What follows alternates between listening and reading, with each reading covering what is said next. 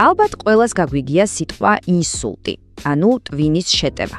მაგრამ მოდით დღეს უფრო ღრმად ჩავიხედოთ თუ რა ხდება სინამდვილეში ჩვენს ტვინში ამ დროს. მოდით ერთი შთამბეჭ დავიციფრით დავიწყოთ. ყოველწლიურად მხოლოდ ამერიკის შეერთებულ შტატებში ინსულტი თითქმის 800,000 ადამიანს ემართება. წარმოგიდგენიათ? ეს მართლა უზარმაზარი რიცხვია და ძალიან კარგად გვაჩვენებს, რამდენად სერიოზულ პრობლემასთან გვაქვს საქმე. კარგი, მაშინ რა არის სინამდვილეში ინსულტი?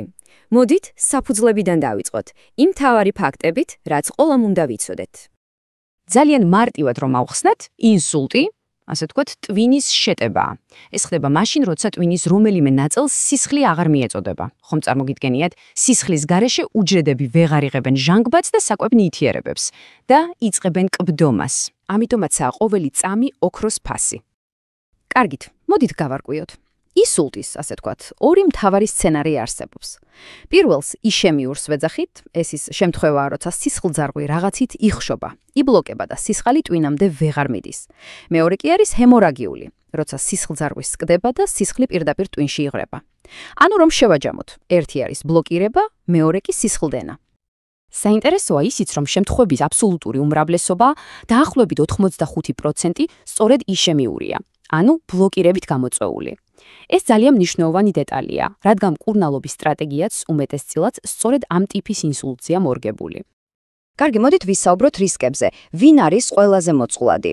სიმართლე ისაა, რომ ინსულტი პოტენციურად ყველას შეიძლება დაემართოს, მაგრამ არსებობს კონკრეტული ფაქტორები, რომლებიც ამის ალბათობას სამწუხაროდ საგრძნობლად ზრდის. ხომ ხდებით, ზოგიერთ რამეს, მაგალითად ასაკს ან გენეტიკას ჩვენ ვერ შევცვლით, მაგრამ არის ბევრი სხვა რამ, რისი კონტროლით შეგვიძლია. აი მაგალითად მაღალი წნევა, მოწევა, ჭარბი-წონა. ეს ყველაფერი პირდაპირ კავშირშია ჩვენს ყოველდღიურ არჩევანთან. დაიმახსოვრეთ მთავარი სიტყვა უეცარი. ყველაფერი ხდება მოულოდნელად წამებში. მაგალითად სახის, ხელის ან ფეხის უეცარი დაბუჟება ან სისუსტე და ძალიან ხშირად სხეულის მხოლოდ ერთ მხარეს. უეცრად მეტყველება ერევა, ანუ ადამიანი ან ვეღარ ლაპარაკობს, ან ვერ იგებს რას ეუბნებიან. შეიძლება უეცრად დააკლდეს მხედველობა ერთ ან ორივე თვალში, ან დაეწყოს საშინელი თავბრუსხვევა, წონასწორობის დაკარგვა. აქამდე არ ნახული თავის ტკივილი. ეს ყველაფერი განგაშის სიგნალია. დაიმახსოვრეთ ეს ფრაზა, აუცილებლად დაიმახსოვრეთ. ყოველი წუთი მნიშვნელოვანია. აქ დრო უბრალოდ დრო კი არა, ტვინის უჯრედებია. ყოველი დაკარგული წუთი ფაქტობრივად ნიშნავს მილიონობით ტვინის უჯრედის, ანუ ნეირონის სიკვდილს. ამიტომ დაყოვნება, ფიქრი, ლოდინი უბრალოდ დაუშვებელია. მაშ, რა უნდა ვქნათ? რა არის ერთადერთი სწორი რეაქცია ამ დროს? თუ ამ ნიშნებიდან თუნდაც ერთს შენიშნავთ, მაშინაც კი, თუ თითქოს გაიარა რამდენიმე წუთში, დაუყოვნებლივად დარეკეთ 112-ზე. არასდროს იფიქროთ, რომ ალბათ გაუბლის. ეს ის შემთხვევაა, როცა ჯობს ტყუილად გამოიძახო სასტრაფო, ვიდრე დააგვიანო და მერე მთელი ცხოვრება ინანო. კარგი, სასტრაფო გამოიძახეთ. რა ხდება შემდეგ? საავადმყოფოში მოხვედრისთანავე იწყება ნამდვილი რბოლა დროსთან. ექიმების მთავარი მიზანია, რაც შეიძლება სწრაფად, წუთებში გაარკვიონ, კონკრეტულად რა ხდება პაციენტის ტვინში. ანუ როგორ არკვევენ ამას? პირველ რიგში, რა თქმა უნდა, აფასებენ სიმპტომებს, ატარებენ ფიზიკურ გასინჯვას, მაგრამ გადამწყვეტი მომენტი დგება მაშინ, როდესაც პაციენტი ხვდება სკანერში, იქნება ეს კომპიუტერული ტომოგრაფია თუ მაგნიტურ რეზონანსული კვლევა. მხოლოდ ამ სურათებს შეუძლია გასცეს პასუხი მთავარ კითხვაზე, ეს დახშობა თუ სისხლდენა. და აი აქ არის მთავარი მომენტი.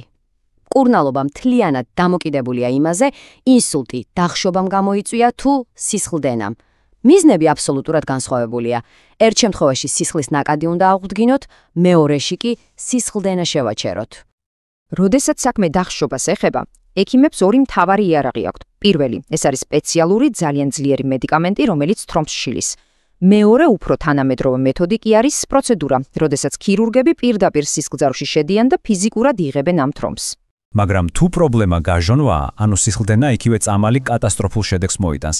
ამ დროს პირიქით მთავარია სისხლდენის შეჩერება და ტვინზე წნევის შემცირება.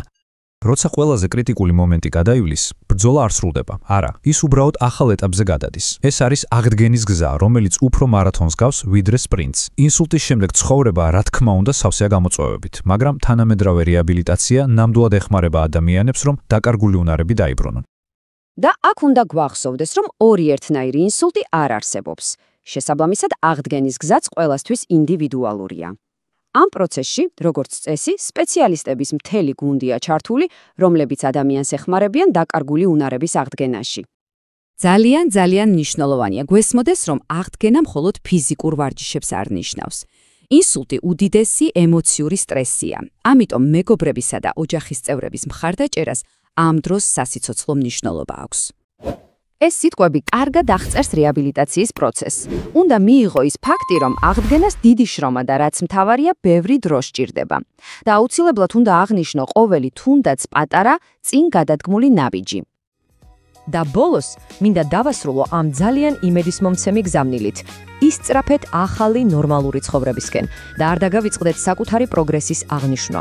მოთმინება და ყოველი პატარა გამარჯვების დაფასება ამ გზაზე უმნიშვნელოვანესია. აი ასე. თქვენ ახლა ფლობთ ინფორმაციას, იცით ნიშნები, იცით რატომ არის დრო კრიტიკული, ასე რომ დავსვათ მთავარი კითხვა. მზად ხართ, რომ საჭიროების შემთხვევაში სიცოცხლე იხსნათ.